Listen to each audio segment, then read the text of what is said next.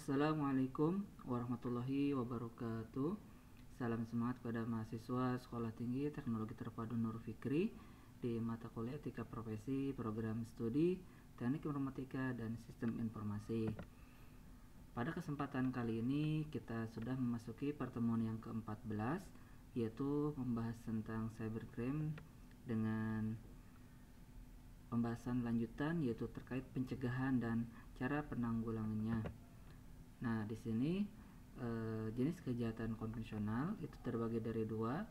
Ada kejahatan kerah biru yang ada di sini, yaitu kejahatan yang dilakukan secara konvensional seperti perampokan, pencurian, pembunuhan, dan lain-lain. Nah, biasanya pelaku ini digambarkan memiliki stereotip tertentu. Misalnya itu biasanya dari golongan kelas bawah, terus juga orang-orang yang kurang terdidik dan mempunyai penghasilan yang rendah. Nah, kemudian dari kejahatan yang kerah putih itu terbagi dari 4 kelompok, yaitu kejahatan korporasi, kemudian juga kejahatan birokrat, malpraktek, dan kejahatan individu. Nah, di sini pelakunya memiliki penghasilan tinggi, berpendidikan juga, terus juga memiliki jabatan-jabatan yang terhormat di dalam masyarakat. Nah, cybercrime sendiri merupakan kejahatan yang muncul itu akibat adanya komunitas dunia maya yang ada di internet. Ada 5 hal yang menyangkut karakteristik unik dari cybercrime. Yang pertama yaitu ruang lingkup kejahatan, yang kedua yaitu sifat kejahatannya, yang ketiga pelaku kejahatannya, yang keempat modus kejahatan, dan yang kelima jenis kerugian yang ditimbulkan. Dari jenis cybercrime ini dibagi menjadi 3 bagian. Yang pertama yaitu berdasarkan jenis aktivitasnya, yang kedua berdasarkan motif kegiatannya, yang ketiga berdasarkan sasaran kejahatannya.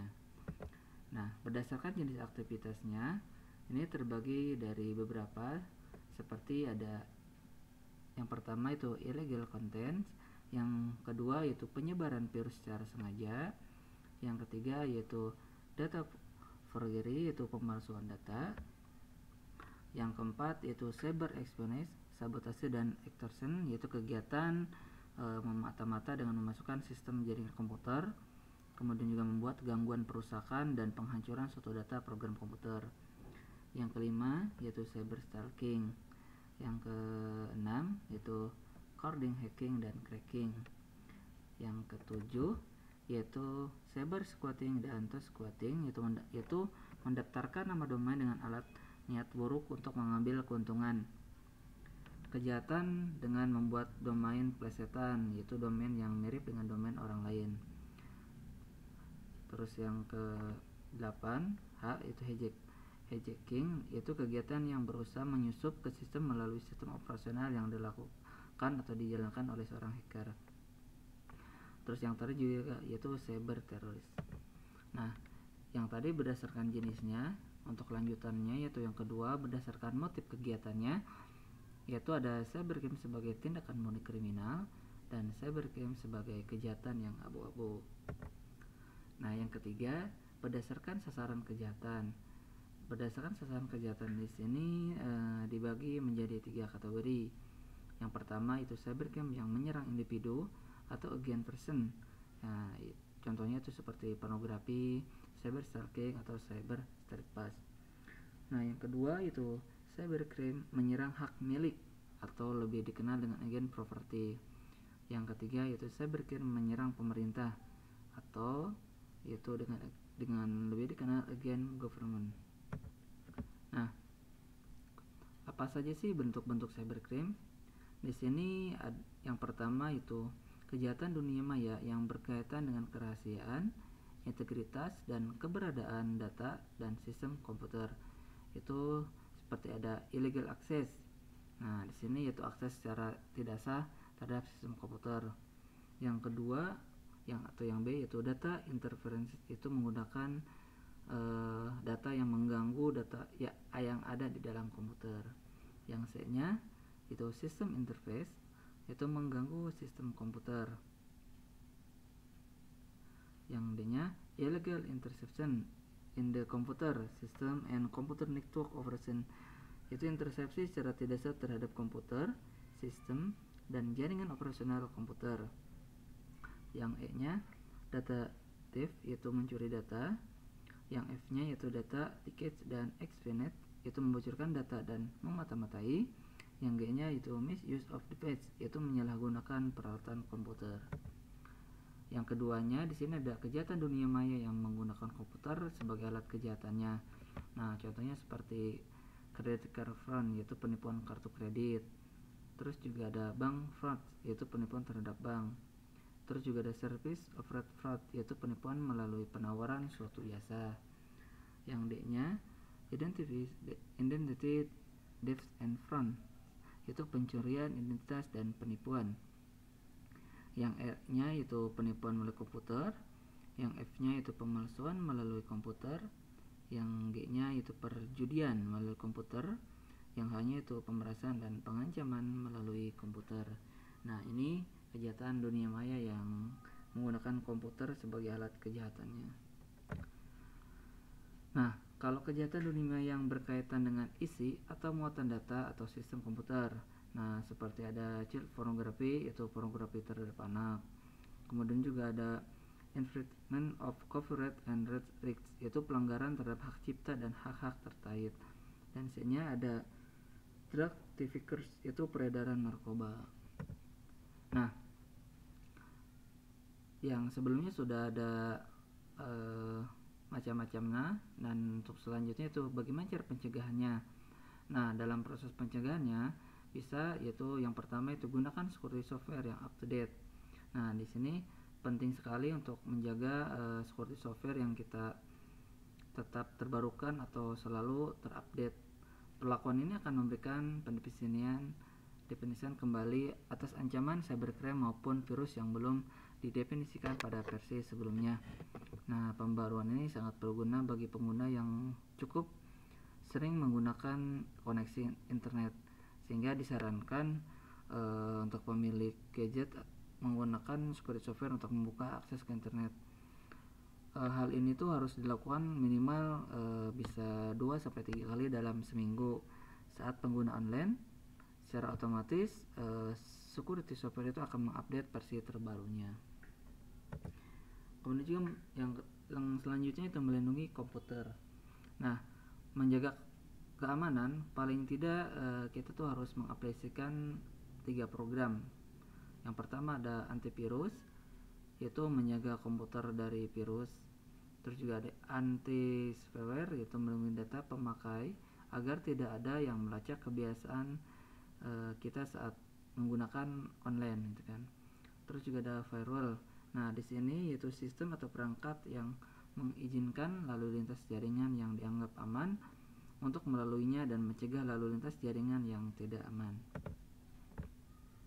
Selanjutnya yaitu membuat password yang sangat sulit. Nah, bagaimana dengan password akun-akun kita ya, seperti ada jejaring sosial atau akun yang tabungan online. Nah, biasanya kan kita menggunakan password yang susah ditebak. Sudah belum gitu kan kita bikin passwordnya yang susah ditebak orang lain.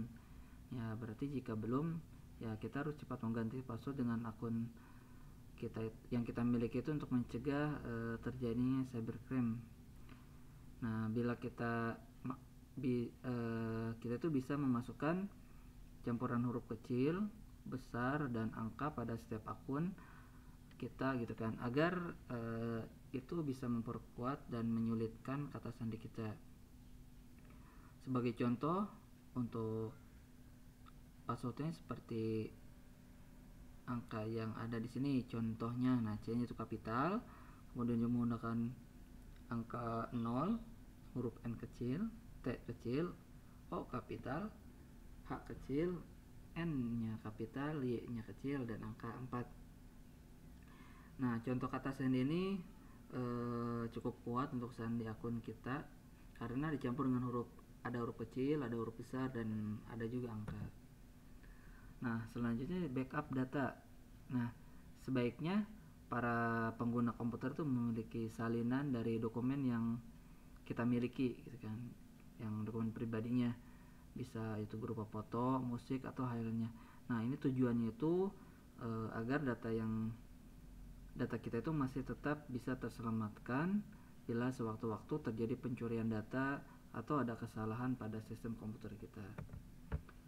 Nah, selanjutnya itu jangan sembarang mengklik link yang muncul di social network. Nah, biasanya ini tuh ada di akun media sosial kita ya, seperti ada di Facebook, Twitter, ataupun di blog-blog. Itu kita sering saat searching itu suka muncul gitu kan yang menarik perhatian linknya gitu kan. Walaupun tidak mengerti jelas soal apa link tersebut.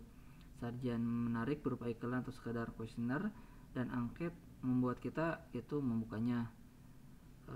Ya tidak sedikit hal ini dijadikan sebagai peluang cybercrime ini untuk penyebaran virus komputernya. Tidak jarang pula link seperti ini dikirimkan oleh teman atau saudara kita sendiri. Nah, oleh karena itu, ya lebih baik hanya membuka iklan yang kita butuhkan saja. Ya, kita pun harus bisa memastikan ya jangan mudah tergiur akan sesuatu yang malah membuat kita terjebak dalam kejahatan cybercrime atau di virus komputer. Nah, selanjutnya itu ganti password secara berkala. Nah, melihat banyak dan mudahnya cybercrime dilakukan sampai 15 kasus per detik, ya tidak menutup kemungkinan password terpanjang pun dapat dibajak apabila ya itu nggak berganti-ganti atau terus dipakai selama bertahun-tahun. Nah, oleh sebab itu ya disarankan untuk mengganti password tersebut baik secara berkala atau acak. Nah, bagaimana cara penanggulangannya gitu kan? Yang pertama yaitu pengamanan sistem, yaitu tujuan yang paling nyata dari satu sistem keamanan adalah meminimalisasi dan mencegah adanya perusakan bagian dalam sistem karena dimasuki oleh pemakai yang tidak diinginkan. Pengamanan sistem ini harus terintegrasi pada keseluruhan subsistem untuk mempersempit bahkan menutup adanya celah-celah unitary action yang merugikan. Nah, pengamanan secara personal dapat dilakukan mulai dari tahap instalasi sistem sampai akhirnya tahap pengamanan fisik dan pengamanan data. Pengamanan sistem melalui jaringan dapat juga dilakukan dengan melakukan pengamanan terhadap FTP-nya, SMTP-nya, Ethernet, dan pengamanan web servernya. Terus juga ada penanggulangan global. Ada OECD, itu the Organization for Economic Cooperation and Development, telah merekomendasikan beberapa langkah penting yang harus dilakukan setiap negara dalam penanggulangan cybercrime, seperti melakukan modernisasi hukum pidana nasional dengan hukum acaranya yang diselaraskan dengan konvensi internasional. Selanjutnya yaitu meningkatkan sistem pengamanan jaringan komputer nasional sesuai standar internasional. Terus juga meningkatkan pemahaman serta keahlian aparatur penegak hukum mengenai upaya pencegahan, investigasi, dan penutupan perkara-perkara yang berhubungan cybercrime. Terus juga meningkatkan kesadaran warga negara mengenai masalah cybercrime serta pentingnya mencegah kejahatan tersebut itu terjadi. Terus juga meningkatkan kerjasama antar negara baik bilateral, regional maupun multilateral dalam upaya penanganan cybercrime, antara lain melalui perjanjian ekstradisi dan mutual assessment treaties. Nah, untuk penanggulangannya itu makanya perlunya cyber law. Nah, cyber law ini istilah hukum yang terkait dengan pemanfaatan teknologi informasi. Ya, istilah lain adalah hukum TI-nya gitu kan, atau law of IT, hukum dunia maya atau dikenal dengan virtual world law, dan hukum mayantara. Nah, perkembangan teknologi yang sangat pesat ini membutuhkan pengaturan hukum yang berkaitan dengan pemanfaatan teknologi tersebut. Hanya saja hingga saat ini banyak negara yang belum memiliki perundang-undangan khusus di bidang teknologi informasi baik dalam aspek pidana maupun perdatanya. Nah, juga adanya kekhawatiran akan kejahatan mayantara dunia sebelumnya sudah dibahas secara khusus ya di satu lokakarya di WhatsApp on Crimes to Computer Network, itu di diorganisir oleh UNAVE selama Kongres PBB 10 atau yang tahun 2000 langsung. Nah, yang kesimpulannya itu CRC atau Computer Related Crime itu harus dikriminalisasikan. Itu diperlukannya hukum acara yang tepat untuk melakukan penyidikan dan penutupan terhadap penjahat cyber. Harus ada kerjasama pemerintah dan industri terhadap tujuan umum pencegahan dan penanggulangan kejahatan komputer agar internet menjadi tempat yang aman. Diperlukan kerjasama internasional untuk menelusuri para penjahat di internet. PBB juga harus mengambil langkah atau tindak lanjut yang berhubungan dengan bantuan dan kerjasama teknis dalam penanggulangan CRC. Nah, di sini ada ruang lingkup dari cyber law.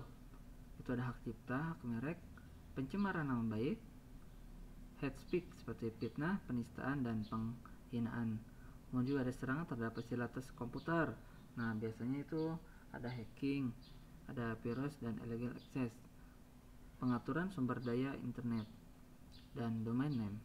Terus juga ada kenyamanan individu, privasinya, yaitu tindakan kriminal yang biasa menggunakan TI sebagai alat. Isu prosedural itu ada yurisdiksi, pembuktian, penyidikan, transaksi elektronik dan digital pornografi. Terus juga ada perlindungan konsumen, pemanfaat internet dalam aktivitas keseharian. Nah, kita juga perlunya dukungan dari lembaga khusus. Nah, lembaga khusus yang dimaksud yaitu milik pemerintah dan NGO. Non-government organization diperlukan sebagai upaya untuk penanggulangan kejahatan di internet. Lembaga ini diperlukan untuk memberikan informasi tentang cybercrime, yaitu melakukan sosialisasi secara intensif kepada masyarakat serta melakukan riset khusus dalam penanggulangan cybercrime. Indonesia sendiri sudah memiliki IDCIRT, yaitu Indonesia Computer Emergency Response Team, yang diperlukan bagi orang-orang untuk melaporkan masalah-masalah keamanan komputer. Nah, kemudian juga di sini ada strategi penanggulangan cybercrime di Indonesia. Untuk strategi jangka pendek, yang pertama itu penegakan hukum pidana. Salah satu manifestasi untuk membuat hukum tidak hanya sebagai barang hukum tidak hanya sebagai barang rongsokan yang tidak berguna. Yang kedua, mengoptimalkan undang-undang khusus lainnya. Sektor cyberspace banyak bersentuhan dengan sektor-sektor lain yang telah memiliki aturan khusus dalam pelaksanaannya. Ada beberapa aturan yang bersentuhan dengan dunia cyber yang dapat digunakan untuk menjerat pelaku cybercrime sehingga sepak terjangnya semakin sempit. Yang ketiga, rekrutmen aparat penegak hukum itu diutamakan dari masyarakat yang menguasai dunia komputer dan internet di samping kemampuan lain yang dipersyaratkan. Nah, di sini juga ada strategi jangka menengah, yaitu ada cyber police, itu orang-orang khusus yang dilatih dan dididik untuk melakukan penyidikan cybercrime. Pola pembentukannya merupakan bagian dari upaya reformasi kepolisian. Terus juga yang kedua, itu kerjasama internasional. Hal ini dikarenakan kejahatan modern sudah melintas batas-batas negara yang dilakukan berkat dukungan teknologi, sistem komunikasi, dan transportasi. Hal ini dapat menunjukkan adanya sistem kepolisian yang terbuka dan mendapatkan keuntungan dalam kerjasama mengatasi penjahat-penjahat internasional yang masuk melintasi wilayah hukum Indonesia. Kemudian juga ada strategi jangka panjang, yaitu membuat undang-undang cybercrime yang sudah tentu tujuannya itu untuk pemberantasan dan atas tindakan pelaku agar dapat menimbulkan efek jera dan mengatur sifat khusus dari sistem pembuktian. Terus juga yang dua, yaitu membuat perjanjian bilateral. Nah, di sini media internet adalah media global yang tidak memiliki batasan waktu dan tempat. Nah, cybercrime dapat melibatkan beberapa negara sehingga perlu adanya hubungan dari jalur bilateral untuk menanggulanginya. Nah, itulah teman-teman pembahasan tentang cara penanggulangan untuk kejahatan cybercrime ini. Semoga bermanfaat. Terima kasih atas waktu dan kesempatannya. Wassalamualaikum warahmatullahi wabarakatuh.